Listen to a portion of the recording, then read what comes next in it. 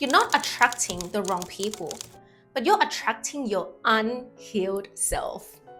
How many times have you literally met somebody who, at first glance, they seem like they would absolutely elevate your life or even get yourself into the kind of jobs and contracts that could have opened up so many doors for you. But in the end, the people, the jobs and opportunities is pretty much a reflection of your inner state, where if your trauma and your baggage is not fully resolved, then anything that comes into your life gets mirrored back to you and makes your life even more chaotic. So therefore, in this video, we're not going to go down that route anymore. So whether you're looking to get your dream job, start a business, grow that business, and have an income and life expansion, we're going to do it the correct way and make sure you truly elevate. So let's get started.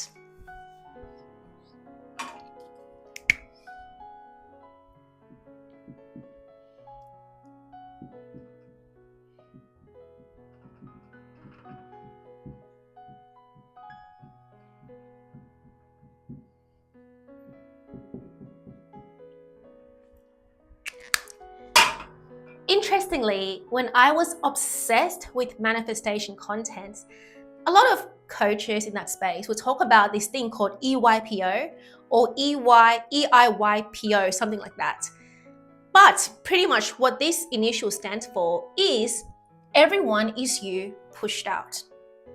Now, does that mean that everyone is kind of like a simulation of you or a clone version of you? Because that was what I used to feel confused about. And no, it's not. But basically, consciousness is contagious. What you do, what you wish upon another is instantly felt by that person, because on a quantum level, we are all interconnected. So therefore, I could give you a proof of this when I tried really hard last year to transform my relationship with my specific person, and that specific person is my mom. And I wanted to manifest a beautiful, harmonious relationship with her where we finally stop debating about everything, and when we talk, we're bonding instead of just arguing all the time to be right. And because every night I would try my best to fall asleep in the wish fulfilled and seeing my mom as just more than a mom, but more as a human being who is loyal to the family, who is so committed to my dad, cooks for my dad every day, always buy clothes for us, for winter. And I try to see the good sides of her every single night, no matter if that day we had an argument or we had that debate again and she said something that put me off again. I would try to revise the day and give her this inner frequency where she's loved and she's understood on a high level. And this was pretty challenging because logically we don't understand that how we feel and think towards the other person does affect them on the 5D, on the quantum, on the spiritual level.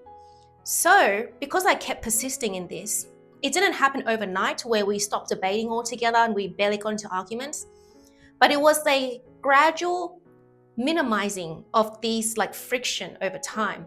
And this took about 3 to 4 months for it to solidify completely in a 3D reality. So therefore, when it comes to you dealing with a toxic co-worker that you can't really escape from without you having to lose that job, when it comes to you dealing with clients that are hard to deal with, or getting yourself into contracts where your manager, your hiring manager, or your boss is pretty demanding, I completely agree that you can't really change things instantly on the physical plane. But this is how you really make everyone you pushed out work for you. So basically,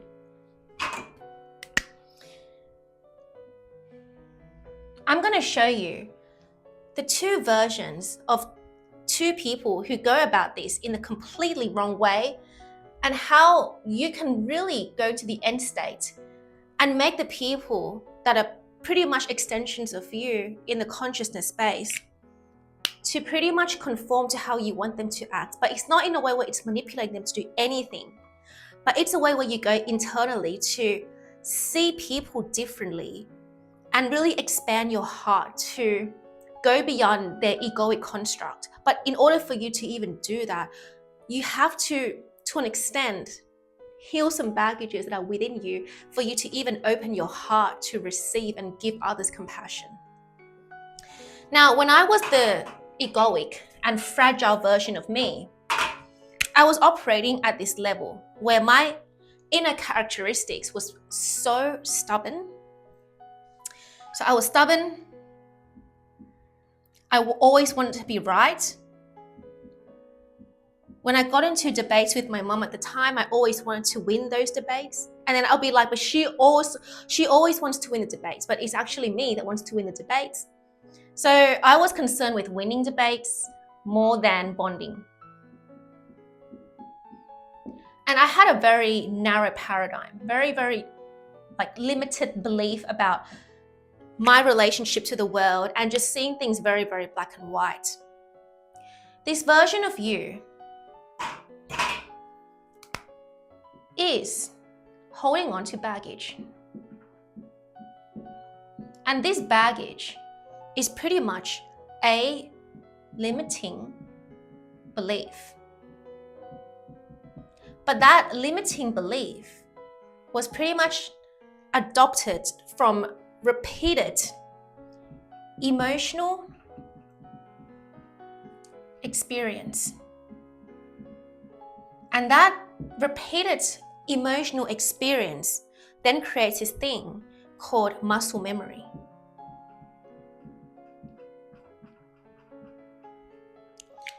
So if, as a child like me, you've observed that specific people in your life are treating you, not the way that you want to be treated. As for me, let's just say that if I went to a certain school and objectively speaking, right, the children of the parents who go to that school in that specific suburb area, some parents may be having a limited income potential. Not in a way where it's, trying to demean anyone, but it's limited income potential, pretty much. So what their parents would teach the kids that go to the school is that money is hard to find. They will teach the kids that success is rare. Success is not normal to people that went to my school. They will teach their kids that, you have to study really, really hard. And when it comes to choosing subjects to study in university, go for physics, chemistry, and maths, because arts, literature, history, philosophy doesn't pay the bills. So the kids, in that environment grows up having this limiting belief towards money, towards success. And they see these two things, or progression at least, as scarce. So this is the baggage of the collective environment that you've immersed yourself in. And it's interesting because I saw this video by David Bayer, and he was talking about the recent one. Today is about the beginning of June, I believe June the 10th, June 11th. And he was talking about how we didn't have a choice over our destiny from the moment we're born. As in, we didn't have a choice on where we're going to be born into. We didn't get to choose our society. We just kind of were born into a society that was existent in our reality. So therefore, society is not your truth, and we have the ability to choose what we want for our life. But don't let the society in your outer reality become the truth and your box on the way you see life and limit your paradigm. But the thing is, this baggage is not just from you, it's from a collective of individuals. And this collective is also becomes a thought form. So in the 3D plane, you have people who repeatedly install into your belief system that money is scarce. Money is the root of all evil, or money doesn't go on tree. But in my case, it was that ethical money is hard to come by without sacrificing my mental, physical, and spiritual well-being for it. Because as students, we had to study extremely hard to ace an exam. And acing an exam is an indication of a step forward towards increasing your income potential. But then studying really, really hard an exam, where we have to literally lock ourselves in the room for 8 hours to do something so boring like that, instead of having some balance and going out to play tennis, to swim, to connect with yourself and also study. Like the more wealthier kids who grow up in that kind of environment, we associate studying and working to be this mundane, grind, and not enjoyable life experience for money. So then the subconscious association that we place onto money are things like burden, obligation. It becomes this thing where it's even like a spell, where money is pretty much either your prisoner or pretty much that. Because what happens is that we see money as this thing where we have to trap ourselves to earn it. And by trapping ourselves, it means that you have to eventually, after locking yourself in the room to study for exams, now you got to go apply for corporate jobs or any jobs that, that would bring you to the life that your parents or your family wants for you. And I'm assuming that for Asian culture, it's becoming a doctor, a lawyer, an accountant, and working in a cubicle if you're going into corporate. And that corporate is pretty much like a symbolic prison to our life. So in a way, we kind of link money with trapped. And that's why people want so much freedom, financial freedom, location freedom, time freedom. So this limiting belief is not just about you having it. It's just that you inherit it from the collective, and not just the collective society, but it's also generational and ancestral trauma. So this then also gets passed down by epigenetics. And I believe that epigenetics is passed down literally to 14 generations, where you can still adopt certain beliefs, thinking patterns from your ancestors 14 generations ahead of you. So combined with epigenetics and also the collective thought forms, where it's not just the verbal things that they spit out at you, but it's the thought form, the entity, the egregore, or the pendulum. So this is known in reality transurfing as the destructive pendulum, where it's built on thought forms from the collective, and they kind of try to recruit more and more people to then enlarge in this thought form. And thought forms are literally like literal shapes. And I saw this in one of the lectures by this lady, I think it's Esther. I don't remember her name, but I'm gonna put the screenshot here because it was really interesting. And so once this limiting belief traps you, it has you. So you don't have limiting beliefs. The limiting belief was inherited in the society to then be inherited inside of you. So limiting belief literally has you boxed. So then you go about, and now you start to repeatedly experience situations where people are dumping the crap onto you. So now you're gonna tell people, one day, I want to be a visionary. I want to be a visionary entrepreneur. Or for me, I wanted to be a Thai singer or Thai actress. I wanted to be in Thai entertainment. That was my dream for a very, very long time. So like, I want to go into this competition, I want to audition, or I want to be an influencer, and people shame you on that, but it's not a kind of influencer that doesn't add any value to the world. There are influencers that add heaps of value to the world. But let's just say I want to grow up to be a content creator, because content creators, if you do it properly, it makes you a lot of money. So I want to be a content creator. And so you go and tell people this in this environment where money is associated emotionally with obligation, burden, trauma, baggage, responsibilities, and pretty much like a spell that traps you into a life that you don't like in order for you to earn money. You go and tell them, I'm going to be a visionary. I'm going to like become a star of my reality. I'm going to become a creator of my reality. What happens is that you tell people who are boxed in their limited paradigm, both by epigenetics and with the collective society that they, every day, that's all they ever experience. They shut you down. They shut you down, they reject you, they ostracize you, they alienate you, they make you feel weird, they make fun of you. And this is real because I've experienced that. Even if it's not a direct like, oh, that's so stupid, but even the subtle jabs like, really? Is Patty okay? I think she's like delusional. I think she's just, a bit, she needs to be more realistic.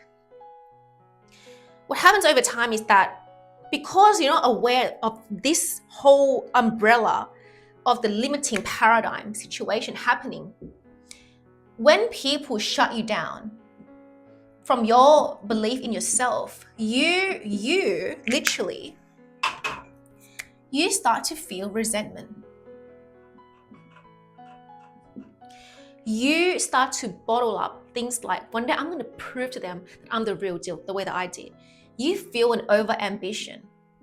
Now, it's great to have ambition, but once it's over ambition and you start putting excess potential towards your goal, and it's like, that goal is going to pay off in my life. That's kind of desperation. And success, sustainable success that nourishes your life repels from desperation. So now you start to have anxiety. You have restlessness because now your mind is always jumping at night on how to get out of here. You dwell in anger, like you suppress some anger with people that constantly make fun of you and like look down on you for having a big dream. So basically, once you've repeated these emotions enough time, the emotional experience of resentment, of anger, of over ambition, so therefore desire, like intense desire, but in a way that's desperate, and then you combine this with some anxiety and restlessness, you then come back to baggage. So now that your field is, consisted of a lot of bags that you're carrying. That's why we go to therapy, like, let's unpack the bag. You're pretty much carrying the bag that's way too heavy and it's weighing you down all the time. Now, this is what happens.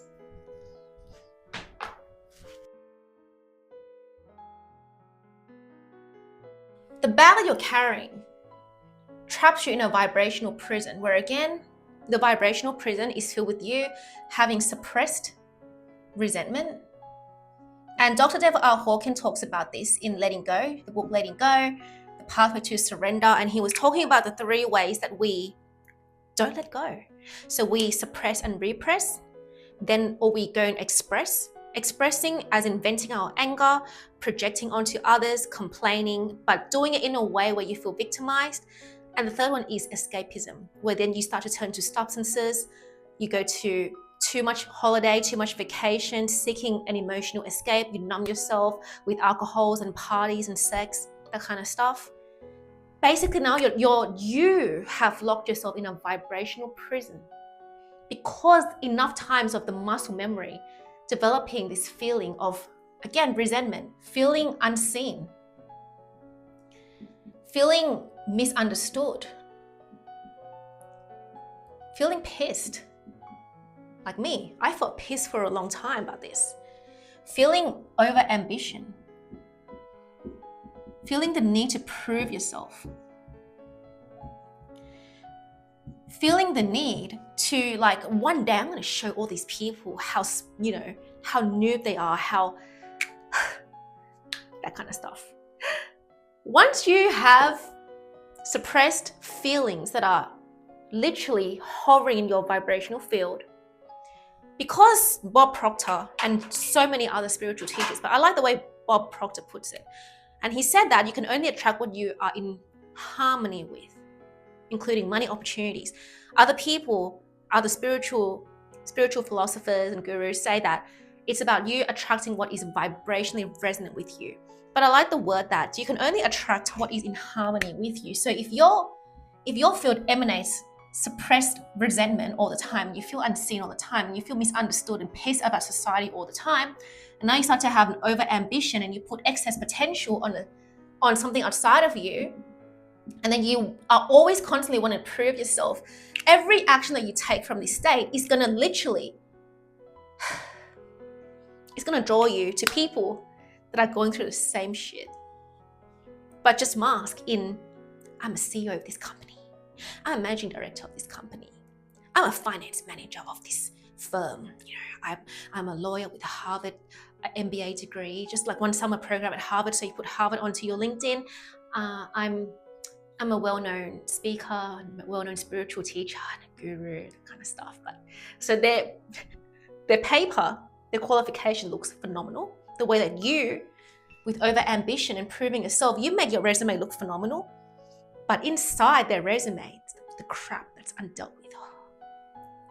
That is when you start attracting your unhealed self through people that have beautiful facades, but deep down, their crap is also unresolved.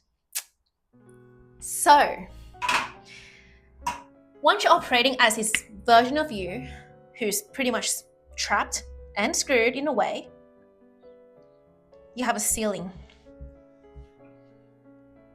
You have a ceiling to everything that you do and everyone that you attract, because this ceiling was very, very predominant in my life.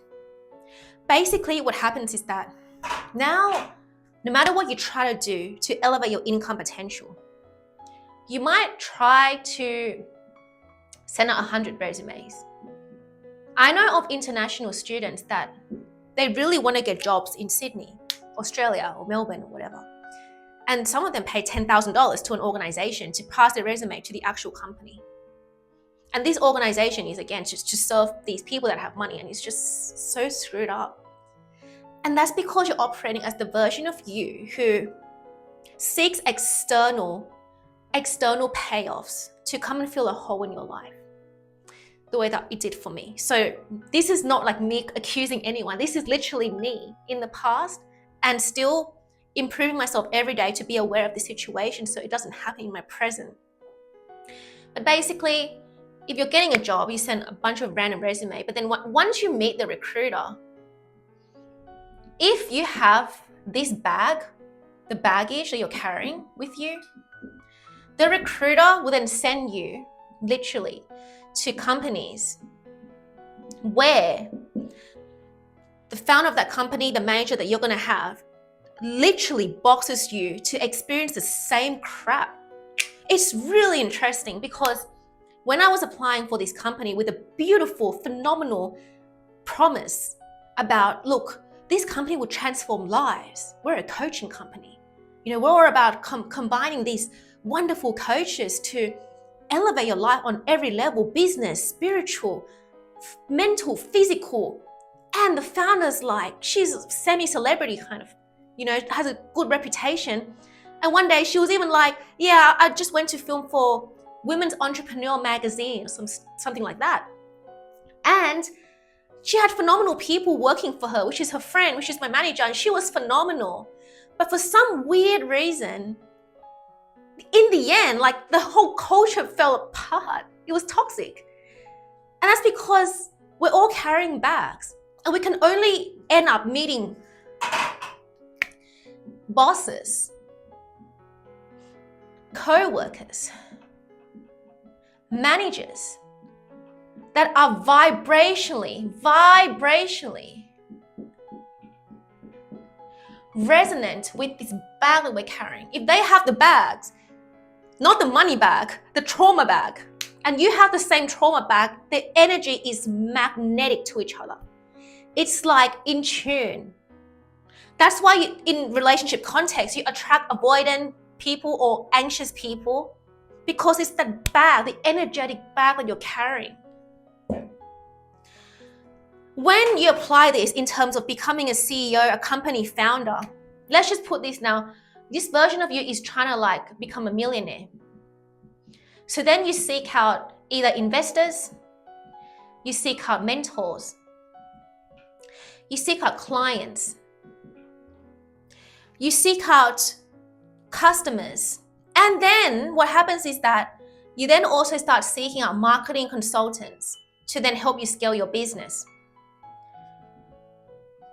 You start seeking out even maybe accountants to help you with your books, and etc. And I'm telling you, when your baggage is not resolved, You end up meeting people with these amazing titles like marketing consultant.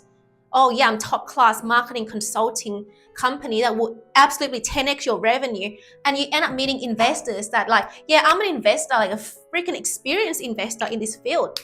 I make like 200 grand a year investing only. I'm a full-time professional stockbroker kind of situation. But inside, they have the same crap as you. They're unhealed. They also have, if it's not suppressed resentment, then they feel unseen. And they want you to make them feel seen. The same way that you are looking out to external opportunities to elevate your life because you don't feel elevated from within.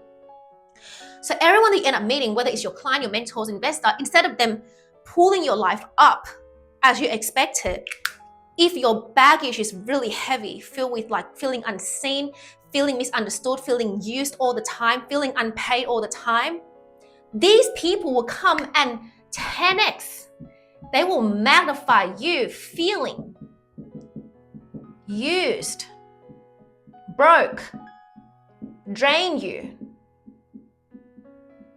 obligations, and trap you in the same condition over and over, no matter how fancy their titles are, no matter if I'm a 7-figure entrepreneur, I'm an 8-figure entrepreneur. This is a very, very hard cycle to get out of. And the only way to get out of it is this. So back to this line that I drew. This is called your ego. It's your inner worth ceiling. It's kind of like your prison in a way, because it doesn't let you experience anything outside of this baseline. Your baseline is pretty much calibrating at a lower place. But in the spiritual realm, if you look at the map of consciousness chart by Dr. David R. Hawkins, you are vibrationally emitting out energies that are on the lower rungs of his map of consciousness chart, whether that is desire, anger, pride, fear, that kind of stuff. Or in the lower rungs is apathy, shame. So no matter what you do, you don't oscillate past this significantly. But what happens is that every single time you take a dip, and dip.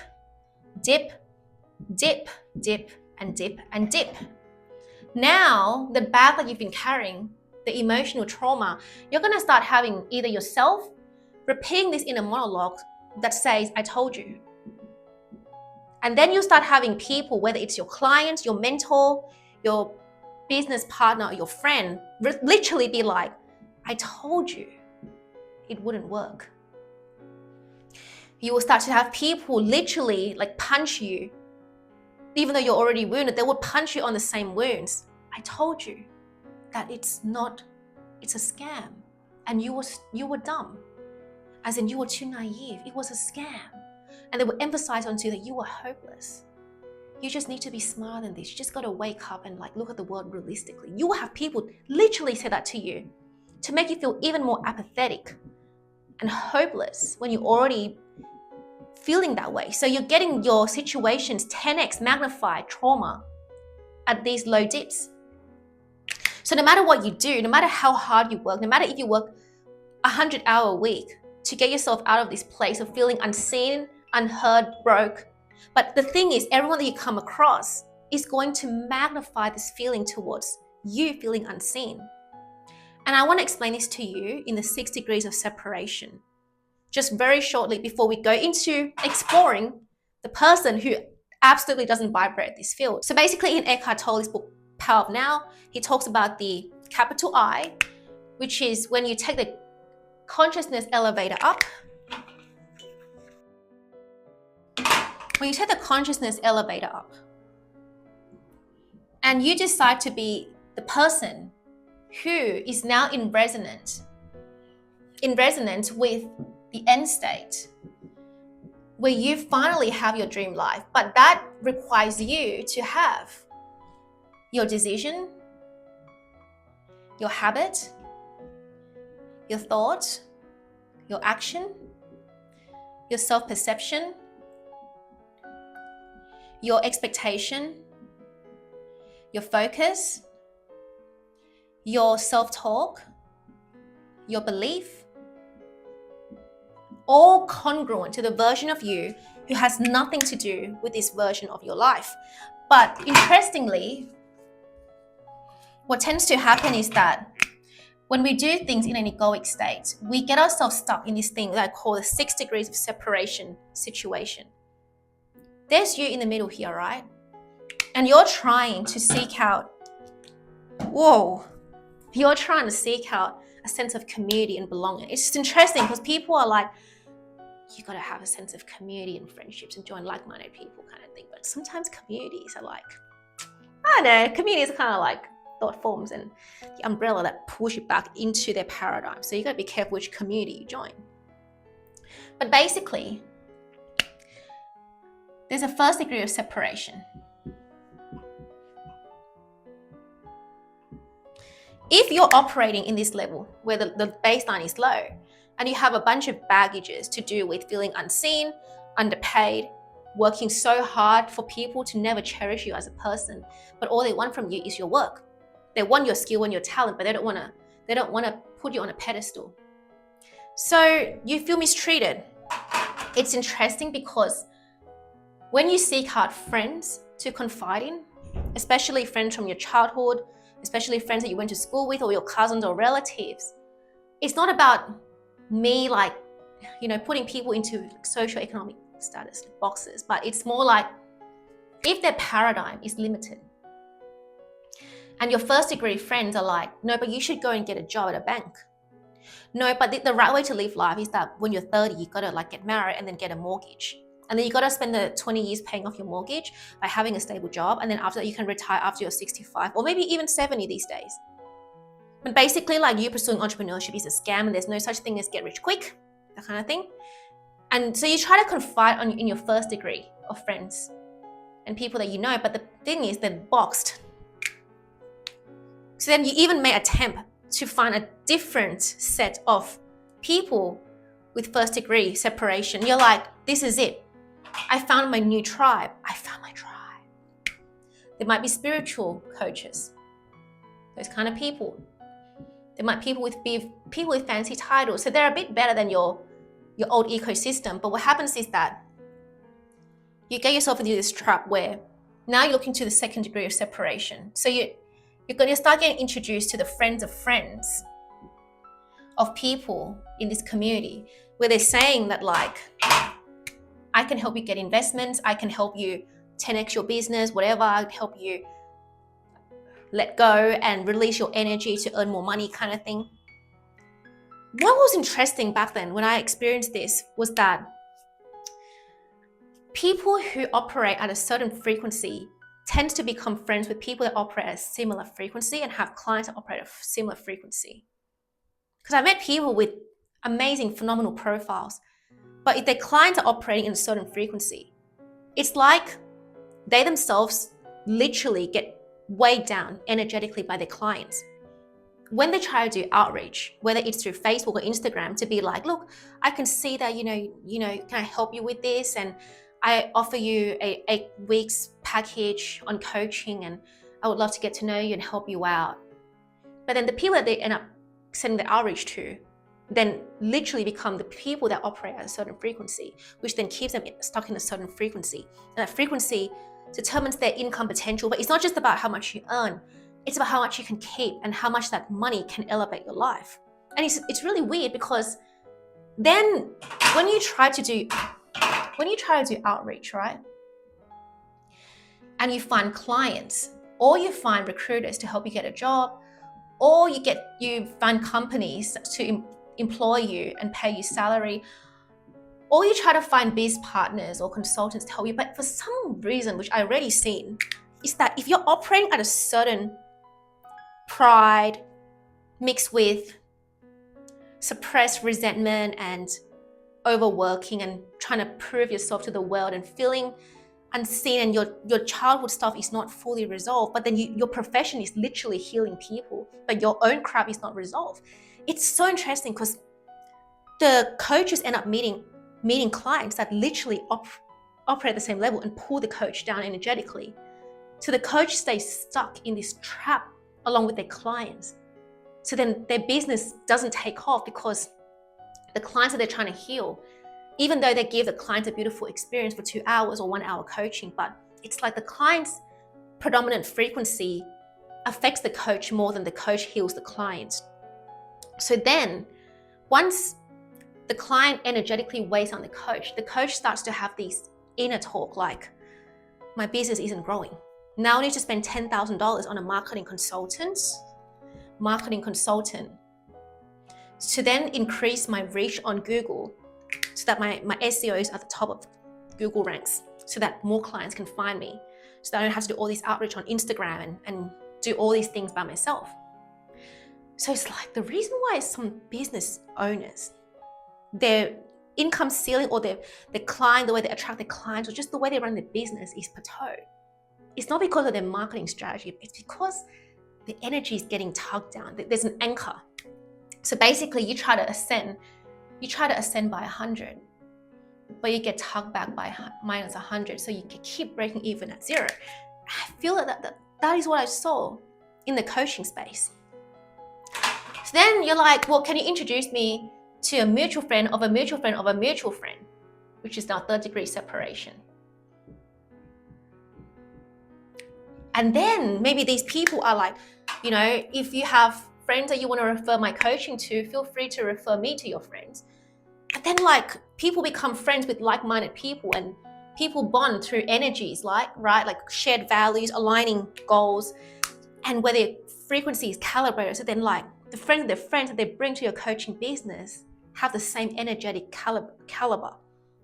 Hence here, lower baseline, which then tugs you back and cements you in this vibrational field of just like plateau sales, plateau business, constant burnout, constantly never getting to the numbers you want to get to, never attracting that kind of big sales that you want to, and always living like, feeling like if my business collapses tomorrow, I'm done kind of thing, which is really interesting.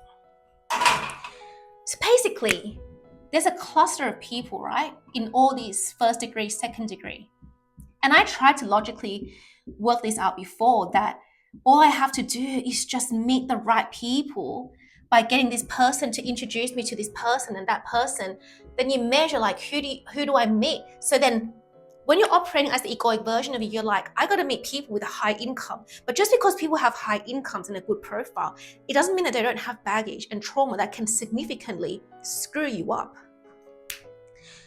That's why when you're like, one day I'm going to like meet people that have 100 grand to pay me for my business or something, and I'm going to attract that dream client and dream opportunities and all that stuff.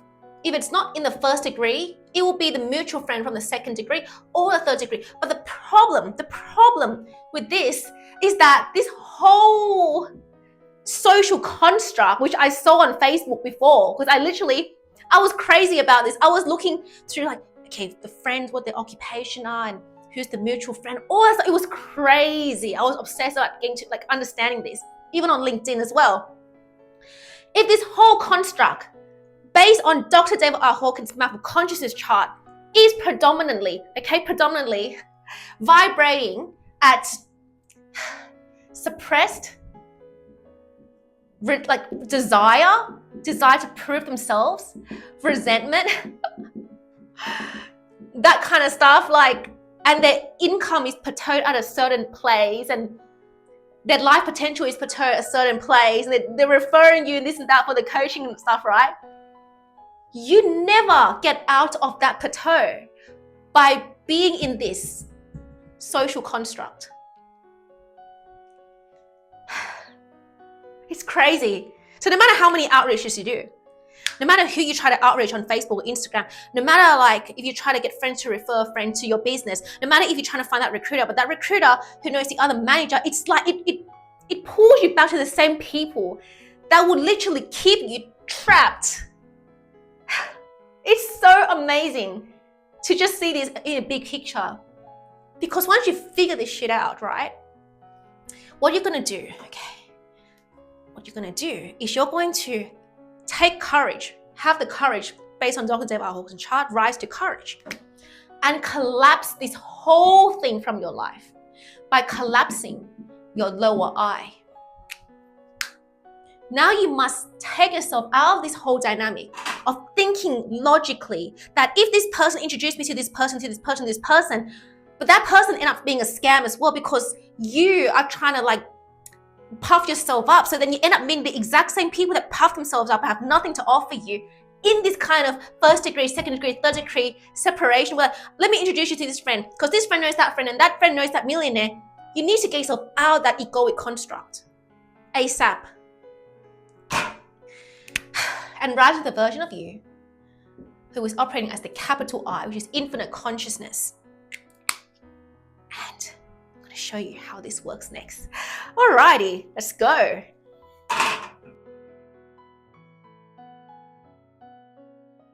Okay, so as the version of you who's now decided that you've had enough of this BS, what you're going to do is you're going to raise your consciousness to be this version of you whose decisions, habits, thoughts, action, perception, expectation, focus, self-talk, and belief is congruent to the version of you who has the life that you want. But by having that life, you have to be willing to break the social contract. You must break the social contract and stop minimizing yourself to fit into other people's paradigms. And that may mean losing a lot of friends. Because if your predominant friend circle have certain paradigm, you're not going to get to the goal that you want to get to. I've tried this so many times where one day I just found that I love the ocean water. I love to swim in the morning. I love that kind of lifestyle and I never want to go back to chase for milestones and rush myself into unfulfilling marriages, then divorce a few years later because I'm unfulfilled. I don't want to do things by a certain age. I want to take it easy and listen to myself and have a life where it's based on freedom first before hitting certain milestones to please my family and sustain the reputation.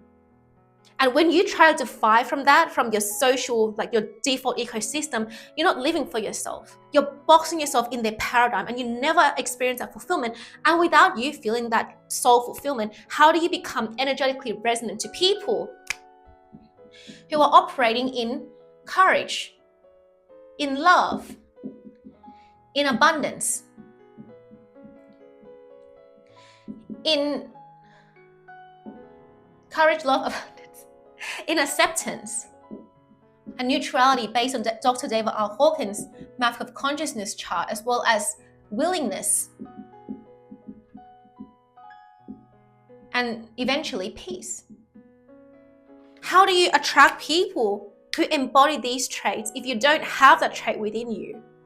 This is where it's like, yeah, as within, so without, and you attract who you are within pretty much. And that is you, everyone is you pushed out. So basic law of attraction, literally when I was first introduced to it, when I was about 10, The Secret by Rhonda Byrne. And it says what you are inside attracts what your external reality. So you're positive inside, then positive things come to you. And this is literally that. This version of you who's operating at the end state, in the state that wish fulfilled, she or he minds their own business. And by minding your own business, what you basically do is that you absolutely, okay, protect your energy like gold.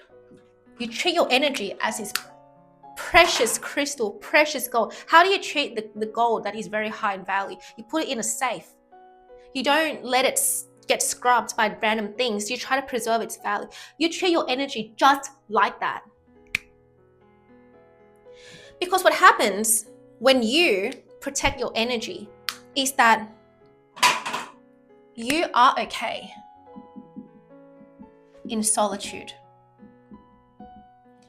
And somebody who is okay in solitude without having the egoic construct and the life accessories of, I have this job and I have this reputation and I have this number of followings on Insta and I have these many subscribers on YouTube, which is what I was trying to chase for a long time.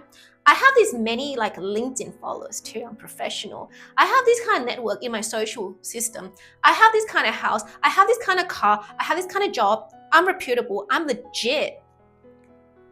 Once these things stop defining you because you're okay in solitude, what happens is that you then make time to connect more with the higher I, which is your infinite consciousness.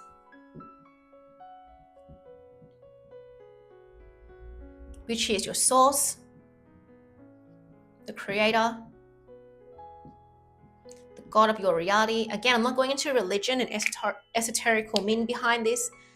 It's basically that you are one with the universe because you are universe. And you're no longer like in Eckhart Tolle's passage about the fish named John. You don't give yourself this egoic construct of who you are based on your name, your nationality, like Patty, I'm Asian, I don't like maths. But instead you define yourself as one with the infinite and one with the universe. Hence you let go of your ego. So I'm not Patty, I'm consciousness. Try saying that to people in your ecosystem. I'm not Patty, I'm just consciousness. Anyway, basically, when you are now elevating your consciousness, but you're finding it like, but how do I bridge that gap to make sure that I stop attracting unhealed versions of me, right? Well, in the book, Parallel Universe of Self by Frederick Dodson, he talks about this thing called the parallel timelines. There's basically the 3D plane, there's the 4D and the 5D. Because manifestation is a unison of the mental, spiritual, and physical plane, and manifestation is pretty much, the universe is mental, and in order to manifest correctly, you basically need to make sure that your mental and spiritual is aligning in the right place. Just like Neville Goddard says that a life is a man's inner consciousness objectified, and success is not gained by imitating the outer actions of the successful, but it's by having the right inner action and the right inner talking. So,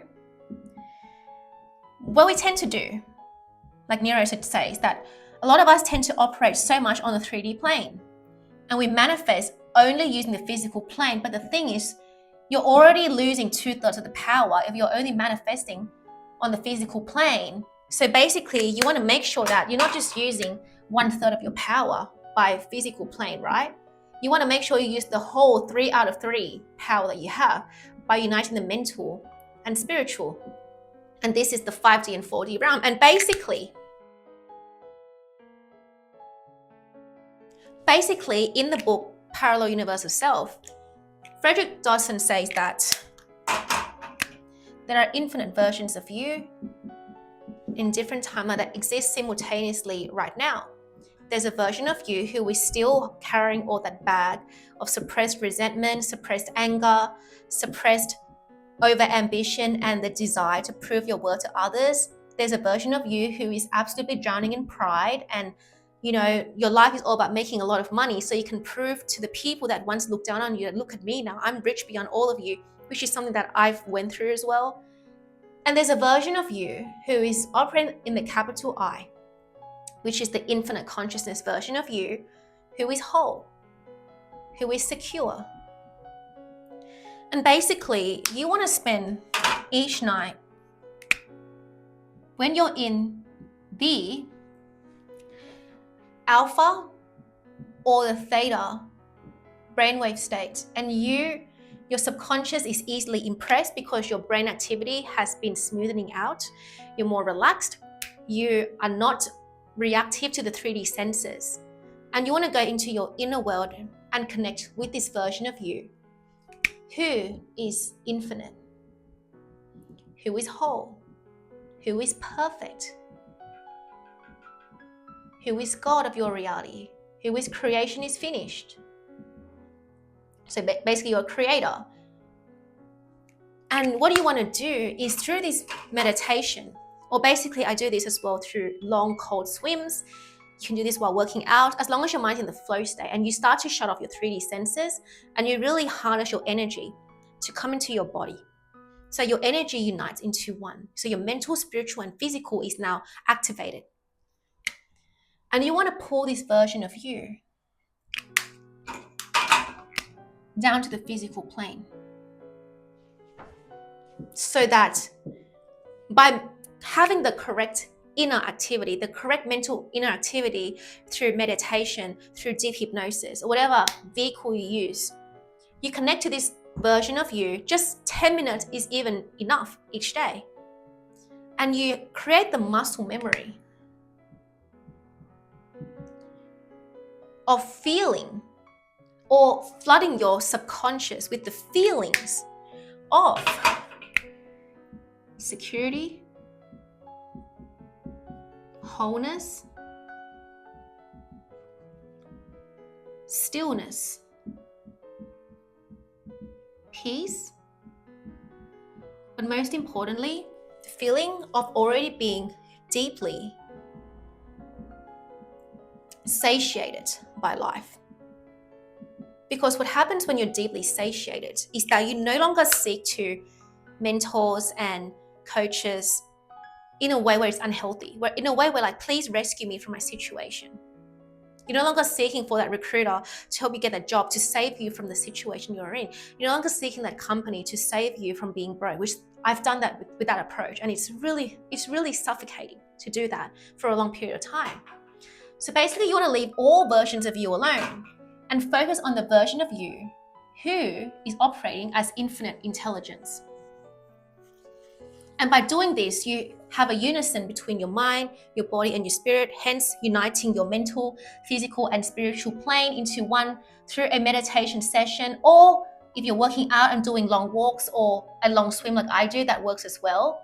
And you make sure that your subconscious is vividly impressed with the feelings of, it's all working out.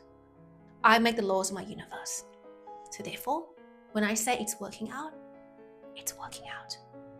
Everything's good now. Everything's good now. People are coming in to pretty much support me, elevate me. Not in a way where it's like codependent, but I'm whole as a person. I'm here to share with people. I'm not here to take from people. The world is good now. I'm living in the best version of my reality now. Everything's taken care of now. I don't need to stress anymore. And you want to flood yourself. If you want to receive celebrations from you getting promoted, getting a job, congratulations, you got this job.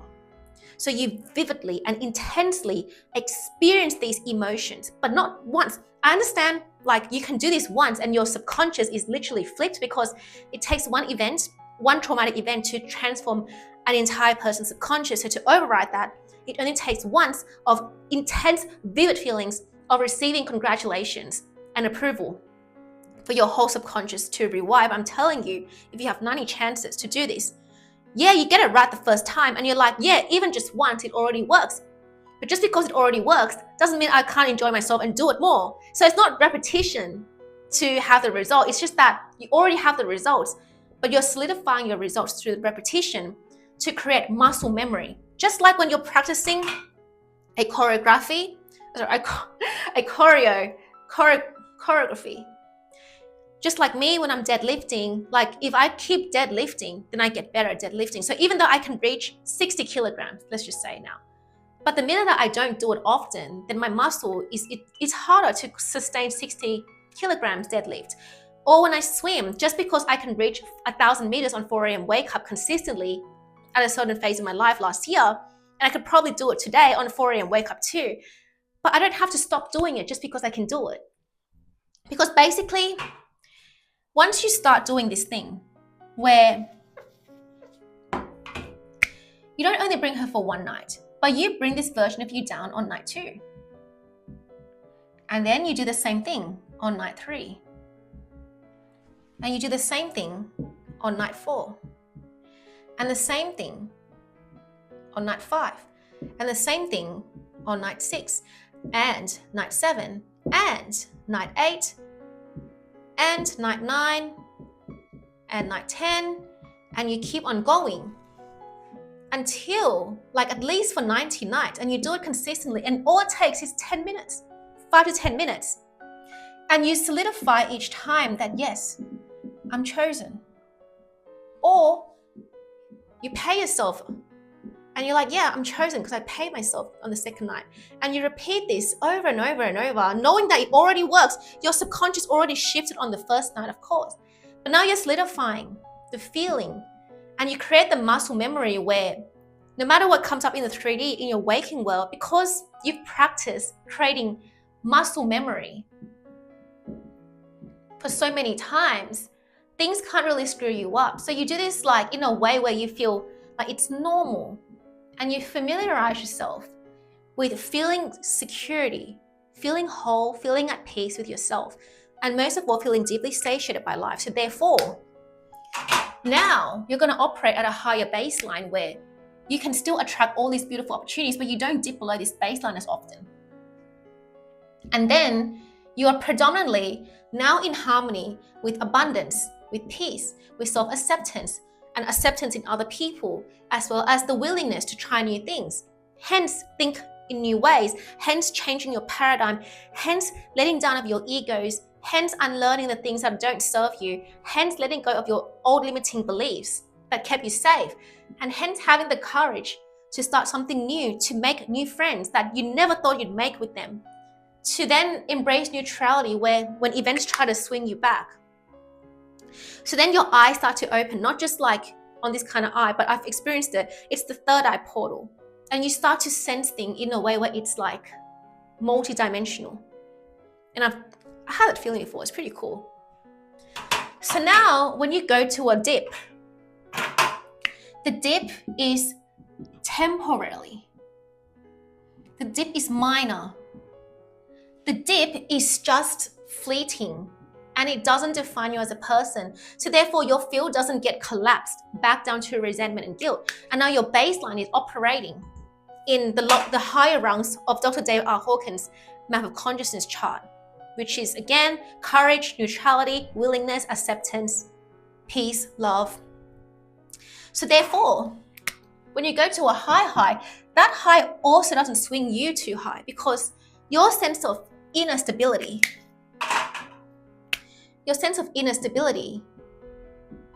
is established through all these nights that you've trained yourself to practice the muscle memory of feeling these feelings, of being deeply satiated by life, by choosing the parallel version of you that already exists in the infinite consciousness and normalizing her in your day-to-day life, experiencing her and experiencing him as much as you can, in a way where it feels like it's part of your identity to be this person now who doesn't easily react to things in the same way, to just look at things that don't serve you. Like in the book, Reality Transurfing. And the author was talking about the concept of apples, that if you dislike apples, but you keep feeling frustrated every time an apple appears, then you're pretty much energetically saying, apples, please come to me. So you don't want to do that energetically anymore by pulling frustrating things into your life to intertwine in your field, by giving it emotional charge. But now it's normal for you to feel neutral because you've trained your mind every night to feel that way. 10 minutes is all it takes. 10 minutes allocated to just connect to this version of you, so it's normal for you. Because finally,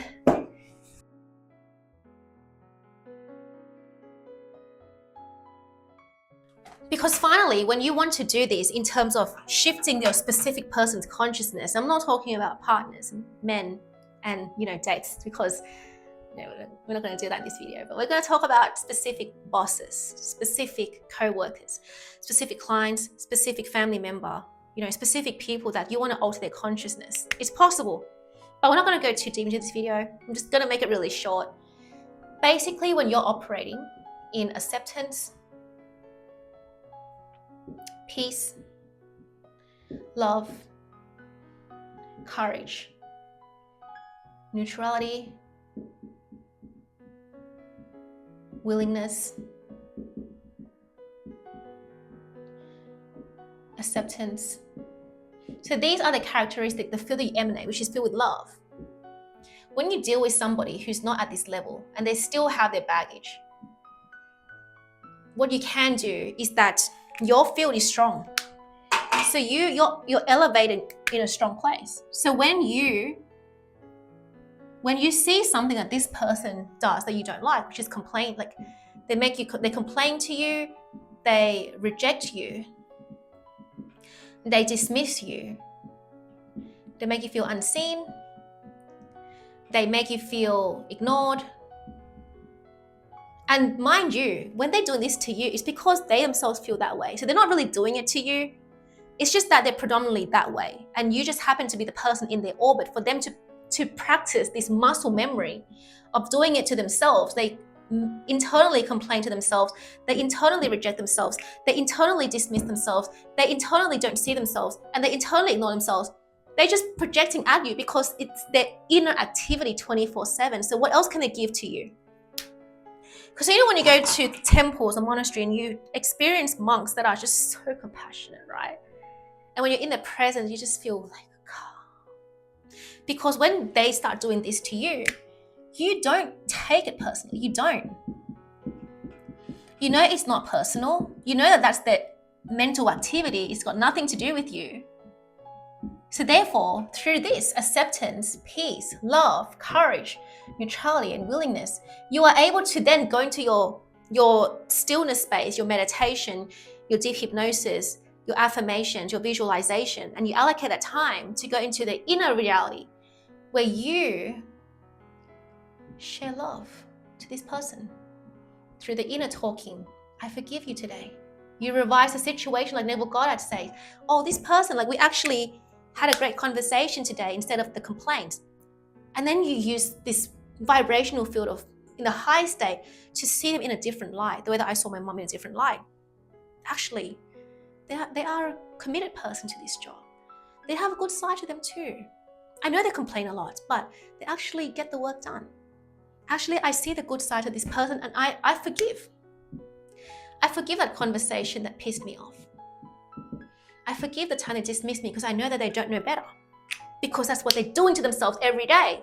So I'm not going to take it personally. So I'm just going to forgive them. And you're flooding this person with love on the 4D and 5D state, and they instantly pick up on it. And that's how you instantly shift people's consciousness, is that because you're elevating such a high space that your inner talking, every inner conversation, right, it emits a frequency. So you're now sending this person the frequency of peace, love, acceptance, courage, willingness. And now they're starting to like receive it too. And that's why they suddenly feel inspired to apologize to you. They suddenly feel inspired to say yes, because they can feel the compassion that you have for them.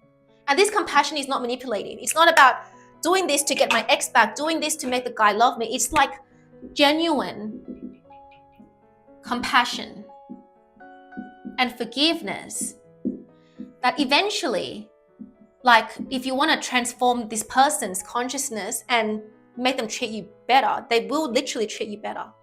But it doesn't mean you can fully elevate somebody's consciousness. But what you can do is alter their behavior to be more favorable with you, which is really interesting. But anyway, I'm going to stop the video right here. And if you are interested in coaching, there's a waitlist or a link down below. And my purpose is to empower high achieving women to reach their tipping points in 8 to 12 weeks so they can shatter their inner worth ceiling and finally live that dream life, that beautiful, harmonious life they deserve to live as soon as possible.